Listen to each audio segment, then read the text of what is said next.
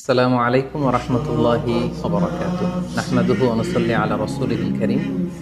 আম্মা বা'দু ফাআউযু বিল্লাহি মিনাশ শাইতানির রাজীম। বিসমিল্লাহির রাহমানির রহিম। নূহ আলাইহিস সালাম আউয়ালু রাসূলিন বুইসা ইলা আহলিল আরদ।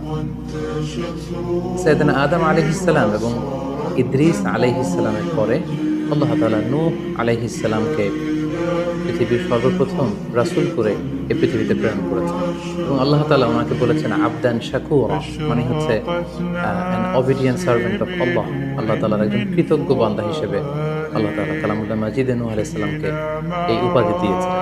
পাশাপাশি তিনি হচ্ছেন উলুল আজমি মিনার রসুল, অর্থাৎ ৫ জন নবীকে আল্লাহ তাআলা কুরআনুল কারীমে দৃঢ় প্রত্যয়ী বা দৃঢ়চেতা রাসূল হিসেবে ঘোষণা করেছেন।